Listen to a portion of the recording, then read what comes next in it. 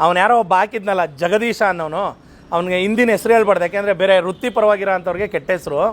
ಅವನ ಹೆಸರು ಹೇಳ್ಕೊಡ್ದು ಅವ್ನು ಹೇಳ್ತಾನೆ 8 ಗಾಡಿ ಇದೆ ಸರ್. ನೋಡಿ ಸರ್, ಈಗ ನೀವು ಇಲ್ಲಿ ಗಾಡಿ ನೋಡ್ತಾ ಇರ್ಬೋದು ಹಿಂದೆ, ಈ ಗಾಡಿ ನಾವು ಹಾಕಿರೋ ಅಂಥದ್ದು ಟಾಪ್ ಹೊರದೋಗೈತೆ ಅಂತ ಒಂದು ಇದಾಕಿದ್ದೀರಿ, ಅಡ್ವರ್ಟೈಸ್ಮೆಂಟ್ ಟಾಪ್ ಹಾಕಿದ್ದೀರಿ. ನಾವು ಇದು ಮುಗಿದ ಮೇಲೆ ನಾವು FC ಗೆ ಹೋಗಬೇಕು ಅಂದಾಗ ಗಾಡಿಗೆ ಈ ರೀತಿ ಟಾಪ್ ಹಾಕ್ತೀರಿ, ಅಥವಾ ಗ್ಲಾಸ್ ಮೇಲೆ ನಾವು ಸ್ಟಿಕ್ಕರಿಂಗ್ಗಳನ್ನ ಹಾಕಿಸ್ತಾ ಇರ್ತೀರಿ.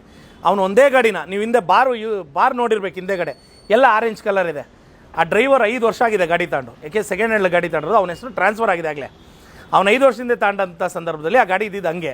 ಆ ಗಾಡಿನ ಅವ್ರು ಬಂದಮೇಲೆ ಅವ್ರಿಗೆ ಮನಸೋ ಇಚ್ಛೆ ಹೆಂಗೆ ಇಷ್ಟ ಬರುತ್ತೆ, ಗ್ಲಾಸ್ಗೆ ಫಿಲಮ್ ಹೀರೋ ಫೋಟೋ ಹಾಕ್ಸೋದಾಗಿರ್ಬೋದು, ಮತ್ತು ಟಾಪ್ ಚೇಂಜ್ ಮಾಡಿಸೋದಾಗಿರ್ಬೋದು, ಗಾಡಿನ ಪೇಂಟ್ ಮಾಡಿಸೋದಾಗಿರ್ಬೋದು ಮಾಡಿದ್ದಾನೆ. ಯಾವುದೇ ಕಾರಣಕ್ಕೂ 8 ಗಾಡಿ ಅಲ್ಲ ಸರ್, ಅದು ಒಂದೇ ಗಾಡಿ. ಆ ವ್ಯಕ್ತಿ ಇರೋದು ಸಹ ನಮ್ಮ ಜೊತೆಲೇ ಇದ್ದಾರೆ, ಶಿವಣ್ಣ ಅಂತ ಹೇಳ್ಬಿಟ್ಟು.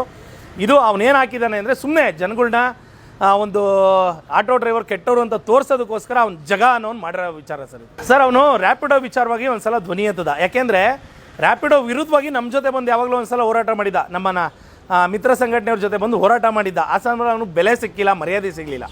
ಯಾಕೆಂದ್ರೆ ನಮ್ಮ ಚಾಲಕರು ಎಲ್ಲರೂ ಒಪ್ಕೊಳಲ್ಲ ಸರ್. ನಮ್ಮ ಚಾಲಕರು ಪರವಾಗಿರೋ ಅಂಥವ್ರು ನಮ್ಮ ಮಾತ್ರ ಒಪ್ಕೊಂತಾರೆ. ಇವನು ಬಂದಲ್ಲಿ ಬೇಳೆ ಬೇಯಿಸ್ಕೊಳಕ್ಕೆ ಬಂದ, ನಮ್ಮ ಚಾಲಕರು ಬಿಡಲಿಲ್ಲ. ಅದೊಂದು ಸಿಟ್ಟಿತ್ತು ಅವನಿಗೆ. ಆ ಸಿಟ್ಟನ್ನ ಹೆಂಗಪ್ಪ ತೀರಿಸ್ಕೊಳೋದು ಅಂತ ಬೈಕ್ ಟ್ಯಾಕ್ಸಿ ನಿಂತಾಗ ಬಂದು ಬೈಕ್ ಟ್ಯಾಕ್ಸಿ ಪರವಾಗಿ ಯಾವಾಗ ಮಾತಾಡಿದಾಗ ಚಾಲಕರು ವಿರೋಧ ಬಿದ್ದರು. ಹೆಂಗೆ ಮಾತಾಡ್ತೀಯ ನೀನು, ಯಾವ ರೀತಿ ಮಾತಾಡ್ತೀಯ ಅಂದಾಗ ಆಗ ಅವನ ರಿಯಾಕ್ಷನ್ ಹೆಂಗಿತ್ತು ಅಂದರೆ, ಏನೋ ನಾವು ಅವ್ರ ಮನೆ ಕೆಲಸದ ಹಾಳು ಅನ್ನೋ ಲೆಕ್ಕಾಚಾರದಲ್ಲಿ ರಿಯಾಕ್ಷನ್ ಕೊಟ್ಟ.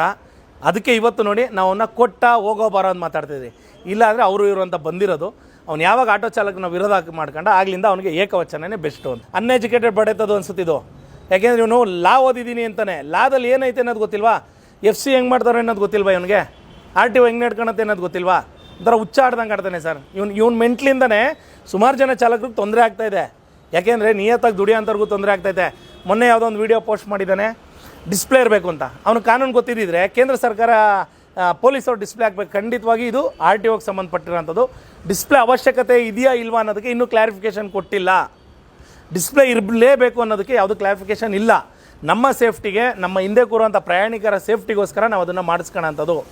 ಯಾರೋ ಫ್ರಾಡ್ ಮಾಡೋರು ಅಥವಾ ಕಳ್ತನ ಮಾಡೋರು ಯಾರೋ ಒಂದು ಗಾಡಿನ 2 ಹಾಕ್ಕೊಂಡಿರ್ಬೋದು.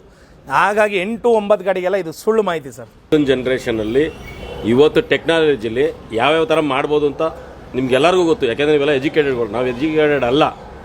ಈಗ ಅವರು ಹೇಳಿದಾರಲ್ವ 8 ಗಾಡಿ ಐತೆ ಅಂತ, ಅಟ್ಲೀಸ್ಟ್ 3 ಗಾಡಿ ತೋರ್ಸೋಕೆ ಹೇಳಿ ಅರ್ಧ ಮೀಸೆ ಬೋಳ್ಸ್ಕೊಂಡು ಜೀವನ ಪೂರ್ತಿ ಇರ್ತೀನಿ ನಾನು. ಇಲ್ಲೇನಾಗಿದೆ ಗೊತ್ತಾ, ಕಳ್ಳರು ಬರೋ ಅಂಥ ಸಮಯ RTO ಗೊತ್ತಿದೆಯೋ ಇಲ್ಲೋ ಗೊತ್ತಿಲ್ಲ. ಅವ್ರು ಕಳ್ಳರು ಬರೋದು ಯಾವಾಗ ಗೊತ್ತಾ, ಈ ನಮ್ಮಲ್ಲೇ ಈ ದೋಚ್ಕೊಂಡು ತಿನ್ನೋರು ಯಾವಾಗ ಬರ್ತಾರೆ ಗೊತ್ತಾ, ಬೆಳಗ್ಗಿನ ಜಾವ 3-4 ಗಂಟೆ ಬರ್ತಾರೆ ಮುಖ್ಯವಾದ ಸ್ಥಳಗಳಲ್ಲಿ. ಅವ್ರು ಹೊಡೆಯೋದೇ ಬೆಳಗ್ಗೆ 8 ಗಂಟೆ ಅಷ್ಟೇ ಬಾಡಿಗೆ. ಬಸ್ ಬರುತ್ತೆ, ಟ್ರೈನ್ ಬರುತ್ತೆ, ಈ ಬಾಡಿಗೆ ನೋಡ್ಕೊತಾರೆ. ಬೆಳಗ್ಗೆನೇ ಹೋಗಿ ಯಾವುದೋ ಒಳ್ಳೆ ಜನಬೀಡ ಪ್ರದೇಶದಲ್ಲಿ ಹೋದರೆ ಲಗೇಜ್ ಇಟ್ಕೊಂಬರೋರನ್ನ ಲಗೇಜ್ನೇ ಕಿತ್ಕೊಂಡೋಗಿ ಗಾಡೀಲಿ ಇಟ್ಕೊಂಡು ಹೋಗೋ ಜಾಗಕ್ಕೆ ಎಷ್ಟು ಹೇಳ್ತಾರೆ ಗೊತ್ತಾ, ಇಲ್ಲ ಅಂದರೆ 1000 ರೂಪಾಯಿ ಹೇಳ್ತಾರೆ. ಅಂಥ ಕಳ್ಳರು ನಡೀತಾ ಇಲ್ಲ. ಇವತ್ತು ಪ್ರಾಮಾಣಿಕವಾಗಿ ದುಡಿತಾರ ಅಂಥವ್ರು ಬೆಳಗ್ಗೆ ಎದ್ದು ರೆಡಿಯಾಗಿ ಗಾಡಿ ಕ್ಲೀನ್ ಮಾಡ್ಕೊಂಡು ಮಕ್ಕಳನ್ನ ಸ್ಕೂಲಿಗೆ ಬಿಟ್ಟು ಅಥವಾ ಹೆಂಡ್ತಿನ ಕೆಲ್ಸಕ್ಕೆ ಬಿಟ್ಬಿಟ್ಟು ರೋಡಿಗೆ ಬರ್ತೀರಿ ನ್ಯಾಯಕ್ಕೆ ದುಡಿಯೋಣ ಅಂತ. ಅಂಥವ್ರನ್ನ RTOದವ್ರು ನಡೀತಿದ್ದಾರೆ. ದಯವಿಟ್ಟು RTOದವ್ರು ನಾನು ಮನವಿ ಮಾಡೋದು, ಬೆಳಗ್ಗೆ ಟೈಮಲ್ಲಿ ಎಲ್ಲೆಲ್ಲಿ ಬೆಂಗಳೂರಿಗೆ ಬೇರೆ ರಾಜ್ಯಗಳಿಂದ ಬೇರೆ ಜಿಲ್ಲೆಯಿಂದ ಬಂದು ಇಳಿತಾರಲ್ಲ ಜನಗಳು, ಆ ಜಾಗದಲ್ಲಿ ಹೋಗಿ ಒಂದು ಸಲ ವಿಚಾರಣೆ ಮಾಡಿ, ಇಲ್ಲ ಸ್ಟಿಂಗ್ ಆಪ್ರೇಷನ್ ಮಾಡಿ, ಎಲ್ಲಿ ಕಳ್ಳರಿದ್ದಾರೆ ಅನ್ನೋ ತಿಳಿಯುತ್ತೆ. ಇವತ್ತು ಬಂದ್ಬಿಟ್ಟು ಗುಬ್ಬಿ ಮೇಲೆ ಬ್ರಹ್ಮಾಸ್ತ್ರ ಅನ್ನಂಗೆ ನಮ್ಮ ಮೇಲೆ ಬ್ರಹ್ಮಾಸ್ತ್ರ ತೋರಿಸೋದು ಅಷ್ಟೊಂದು ಚಂದ ಅಲ್ಲ ಅನಿಸುತ್ತೆ ಸರ್.